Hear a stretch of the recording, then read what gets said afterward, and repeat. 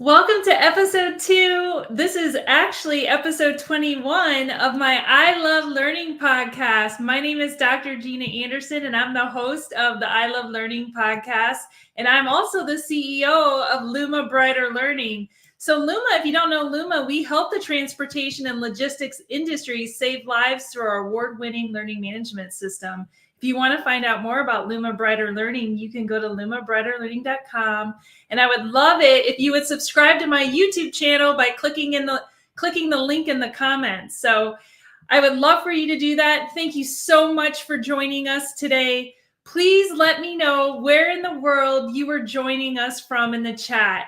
And if you're ready to go meet my guest this week, type "let's go" in the comments. And I'm so excited for our guest in episode 21, who is Ed Burns, and he is the most incredible person that you are going to meet for sure.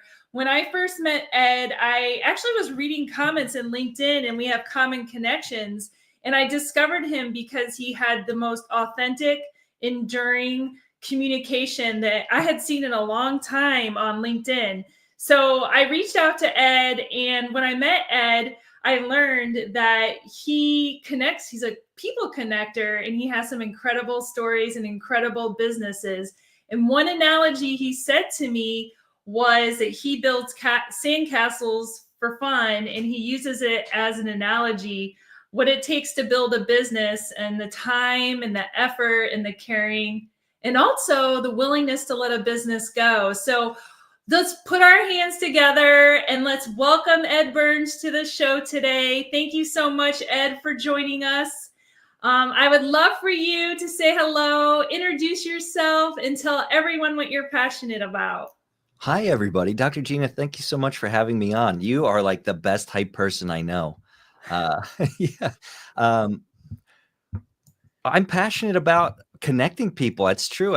We think about like a lot of people say, I want to help people. And I think everybody has their own way of doing that. And the way that I found is to connect people. Very passionate about the freight industry and connecting people in the freight industry. I think there's some really good opportunities to move that industry forward and in a positive way. I love writing and sharing ideas on LinkedIn. And I love building sandcastles.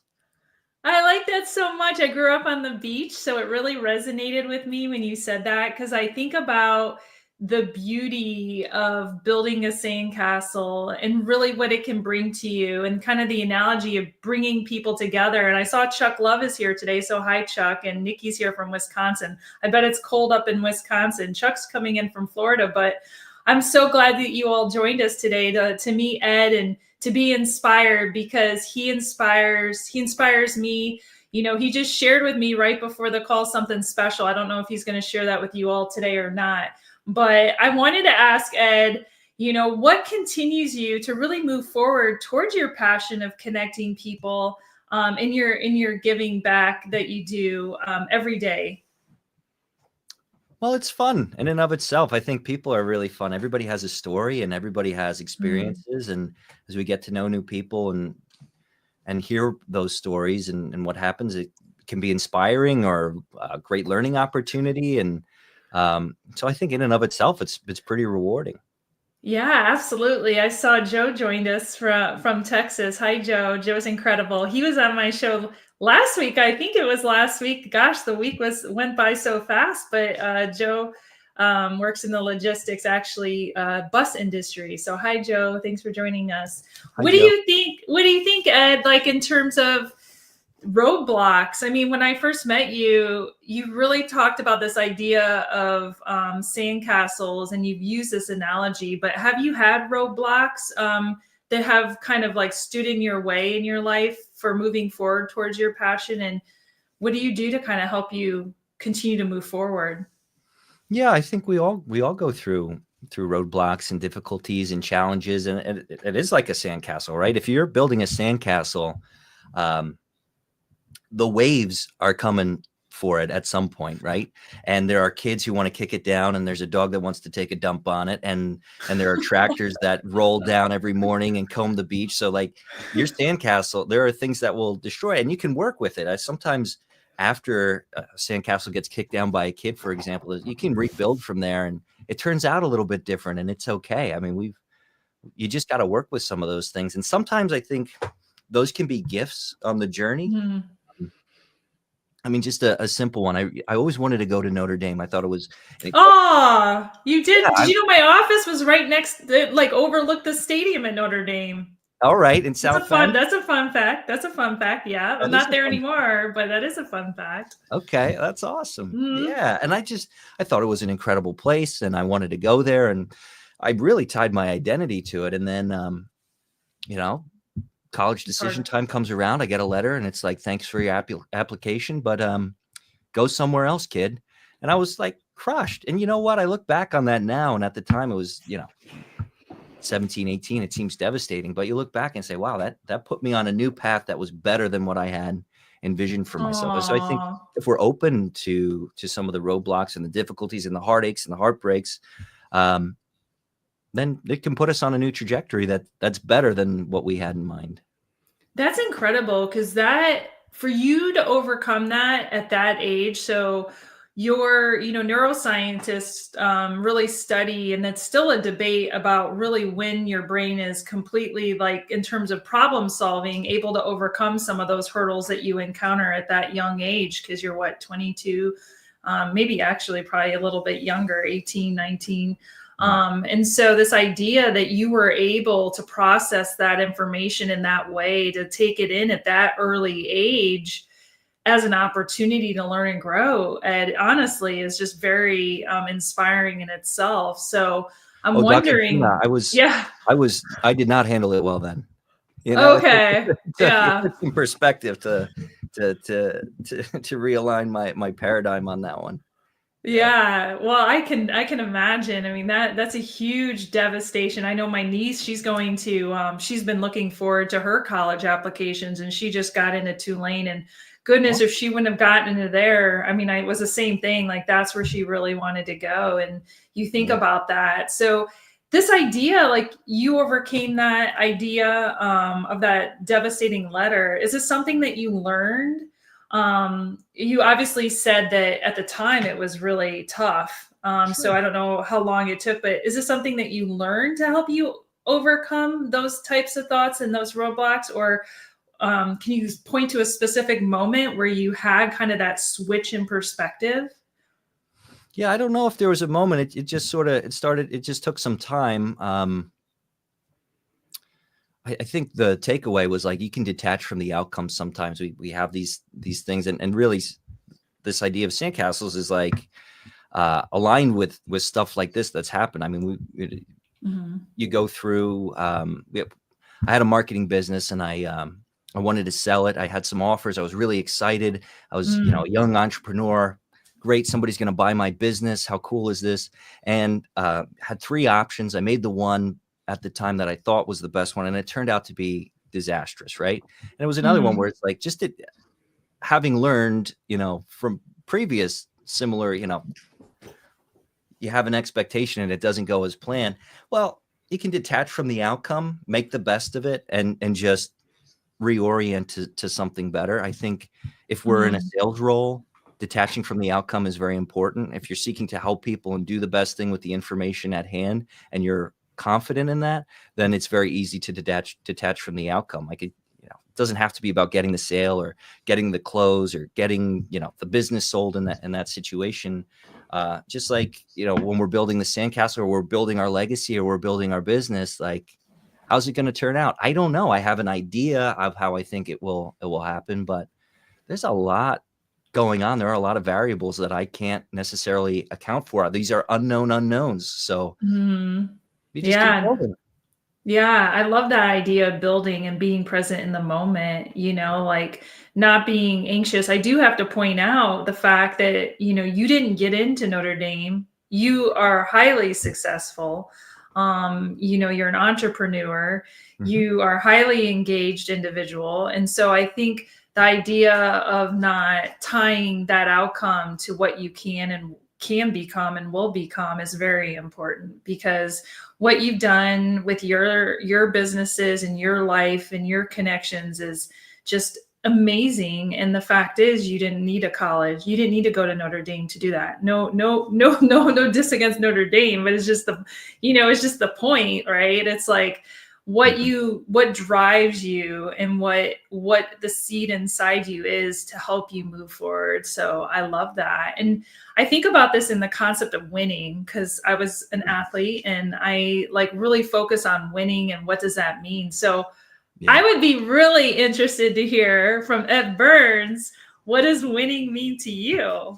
Yeah, I think winning isn't always about the game itself that you're playing in the moment. It's more, are you going to keep playing, right? I think Jordan Peterson said when you're raising small children, you don't want to raise a kid who wins chess every time they play chess and makes it so the other kids don't want to play with them. The win is not winning the game of chess in the moment. It's making the other kids want to continue to play with them and have the personality type that people want to engage with you. And I think that's what winning is. It's perseverance. It's continuing on, and it's taking those losses and those failures nobly and in stride and learning from them. And I think embracing failure is a beautiful thing. Yeah, I mean, absolutely. I mean, that's how we learn, right? We Yeah. learn through the losses that we have. So that's completely powerful and incredible. I love that. I wanted to ask you specifically about, I know you work a lot, obviously in logistics and in the industry of like kind of where I serve and also who I'm trying to help. And one of the reasons I started my podcast is because I had drivers, and I just saw that research go out from Geotab yesterday about how drivers are saying how stressed they are and how that impacts safety. I started because drivers were saying how depressed they were, and this is not just an issue with truck drivers, right? But I wanted to see and hear your perspective on, if somebody came to you, you heard this idea of someone losing their passion, or they're feeling this way, what sort of recommendations would you have for them to help them move them forward? Yeah, that's a tough one, Dr. Gina. Yeah. You got it. I think, well, look, truck drivers, they live a very lonely life out on the road, right? The over the road drivers, that's a tough life, and a tough lifestyle. And it's not glorious. It's not glamorous. And it's not always safe. So I think some of this research makes a lot of sense. Yeah, I think we lose our way sometimes, but there's always like an ember of hope. As long as we're living, there's an ember of hope. And I think we need to always try to find that. And like a fire that's about to go out, you got to tend it and build it. And just, I think there's like that ember or that foothold or that little thing that we can grasp. Whatever it is, we can lose a lot. I think a lot of people have lost their passion. I mean, Henry David Thoreau said the massive men lead lives of quiet desperation. That was almost 200 years ago. I love that. Yeah, I don't think human nature doesn't change. So I think that remains today. We all have dreams and hopes, and that's where I think friendships are really important. If you have one good friend, like, what is success? What is wealth? To me, wealth isn't really in the bank account. It's if you have one good friend, you're very wealthy. Someone who can be honest with you and inspire you. A true friend is somebody who lifts you up when you're up and lifts you up when you're down. And I think leaning into those friendships is very important. I think that's why, truck driving there seemed to be more of a culture before with the CB radios that there was more of a camaraderie. And I think as things have become digitized, that seems to have gone away a little bit. And I don't know, I'm not in it, but friendship's really important for anybody who's struggling. Aww. I love that. Let's give a call out to a friend. Ed, let's give a call out to one of your friends. Everyone in the chat, give a call out. Let's call out our friends that we're thankful for. I always know I can call my buddy Danny with whatever's going on. I love that. He'll remind me. He'll tell me when I'm doing things wrong too, which I think is very important. Yeah, I tagged Tim. Tim's in the backstage. Oh, Tim is amazing. He's incredible. Yeah. He always shows up. So thank you, Tim. You're incredible. Yes, everyone needs a friend. And, you're right. And people will say this, though, Ed. They'll say something like, well, you say that because you have a business, or you say that because you already have the money in the bank account. But you know what? You think about, and it's just interesting, you think about, Chuck said, Ed Burns, he called you out. I love that. You think about like this idea of people who don't have much. You go to these places, you see it, and people don't have much. And when you ask them what makes them happy, and they can be incredibly happy. You're right, because they have love, right? They found love. And Yeah. so friendships are so important. I love everyone calling out their friends. Oh, Joe called out Destiny. Big Oh, hugs to love it. Destiny. That's That's beautiful. incredible. Yeah. I love that. So I like that. So speaking of Joe, there's Joe. So this is Joe. Joe asked a question last week of you. Mhm. And so he said, regarding the sandcastles, Yeah. what are you doing now? What are you doing to rebuild them next? So I like that question. Yeah. This Well, kind of I prompts. This wasn't set up. Like he asked this last week without knowing anything. So Yeah. Yeah. Well, I've built a lot of sandcastles in my life, literal sandcastles. You go every time I go to the beach, I love to build a sandcastle, and it's usually a multi-day uh, project. mm, And the beach is such a rejuvenating, beautiful place, right? And sometimes life gets a little crazy. A new sand right now, I think from a rebuilding standpoint, well, I'm building a new one, and it's called True Signal. It's a new sandcastle, and we'll see what kind of rebuilding we have to do along the way. But we're bringing a new technology to the marketplace that's designed to connect shippers and carriers together directly. And I'm excited to build that sandcastle right now, and that's a lot of I mean, like all business building, I think it's a lot of phone calls, it's a lot of asking for help, it's a lot of uh, sharing what you're doing so people know it and are aware of it and can mhm, refer you. And it's just calling people, even who aren't necessarily directly prospects. It's just friends in the industry or friends along the way, and they know somebody. So I think when we're rebuilding the sandcastle, sometimes we have to ask for help because we can't mm. always do it alone. Yeah, I really like that. Shout out for your new company.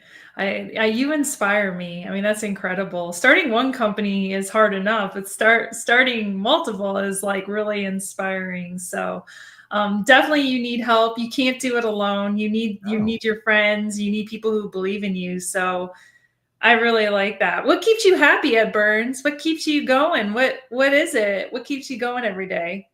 Oh my goodness. Sometimes it's coffee and uh You and me both. kids. I've got a beautiful young family. I mean, that's just you get a hug from a little kid, and that keeps you going for sure. Every time I get to go to a beach, it's like that's a rejuvenating thing. That's like I can run on that for months. And talking to great people, Dr. Gina. I mean, our first conversation we had, I walked away from it enthusiastic, and being able to talk to great people along the way is like it's the Those best. yeah, those are micro connections. They just keep Yeah. you boosted and they enlighten you. So thank you for that. I felt the same way. Yeah. Next week we're gonna have a new guest. Next Awesome. week, Chad Hufford's coming on, and he's gonna come from Alaska. So I can only imagine how cold it's gonna be in Alaska. And I know they have a lot of darkness this time of year, so I'll have to ask him about that. But what Yeah. should we ask him? So he really helps lift people up through their finances, and he makes their true dreams come true through finances. So what should we ask Chad next week? What questions should we ask him? Yeah. I thought about this a little bit, and I want to know what is money, Chad? What is it? What is it? Hmm. How I think people are like, is it the dollars and cents? Is it a concept? I've heard people say it's like a store of value or an energy quantifier. What is it? And I would love to know how it from his background, how he thinks about money and what it is if somebody were to ask him that. I love that question. And our views and perceptions of how we view money really do influence how we treat it and use it. So I can't wait to see what Chad says next week. That's Yeah. incredible. Well, Ed, let us know. Give us a final takeaway today. What is one lasting thought that you would like the audience to remember Ed Burns by? And let everyone know where they can connect with you, your social media channels. We will have you can share those. We'll put them in the notes. And yeah, leave us today with something inspiring. Okay, I hope this does it, Dr. Gina. But when we build a sandcastle, right, at first people think it's kind of strange if they notice at all. You might get some strange looks. But as you build it later in the day or the next day, maybe people are a little impressed by it. But the most beautiful thing, and what I think is really rewarding, is a day or two later, you look down the beach and you see now other people have started building their sandcastles as well. So I think that's what legacy is about from a character and a perspective. Do we treat others in a way that that they're going to walk away inspired to do something good because of the way we treated them?